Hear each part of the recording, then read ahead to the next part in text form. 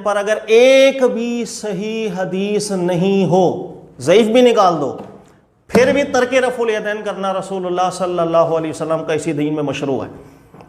اگر کوئی صرف پہلی تکبیر میں اللہ اکبر کرے اور رکوع کے اندر جاتے ہوئے اگر وہ رفع الیدین نہ کرے، سجدے میں رفع الیدین نہ کرے، پھر بھی اس کے لیے مشروع ہے، وہ عمل کر سکتا ہے، چاہے اس کے اوپر کوئی ایک صحیح حدیث بھی وارد نہ ہو۔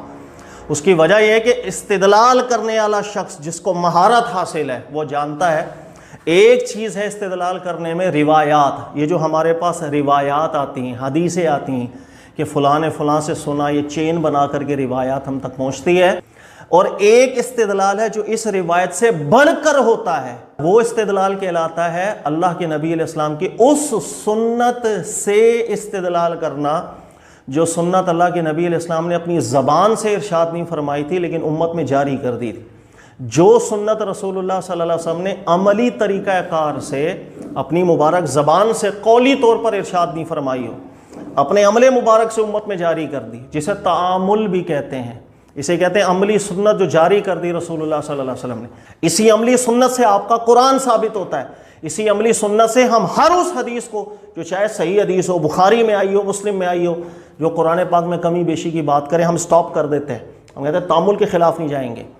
اسی وجہ سے ہم ایسی حدیثوں کو بھی قبول نہیں کرتے کہ جس کے اندر تعامل کے خلاف ایک باتیں آ جائیں کہ دبر میں بھی جماع جائز ہے، قرآن کی آیت ہی اس لیے نازل ہوئی تھی، ہم نہیں قبول کرتے۔ تو تعامل سے بڑی کوئی دلیل نہیں ہوتی، روایات کے مقابلے میں تعامل بڑی دلیل ہوتی ہے۔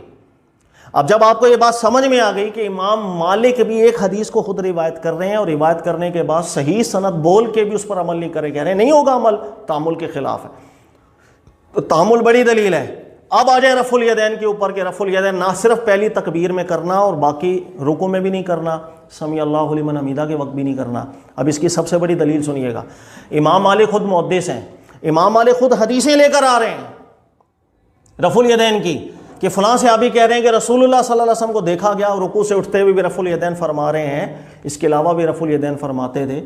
یہ سب حدیثیں امام مالک لانے کے باوجود خود امام مالک کیا کہا کرتے تھے، لوگوں کو کہا کرتے تھے کہ لا اعرف رفع الیدین فی شیء فی تکبیر فی من تکبیر الصلاۃ لا فی خفت ولا فی رفع الا فی افتتاح الصلاۃ۔ امام مالک کہتے تھے کہ یہ حدیثیں سر آنکھوں پر صحیح سند کے ساتھ آ گئیں،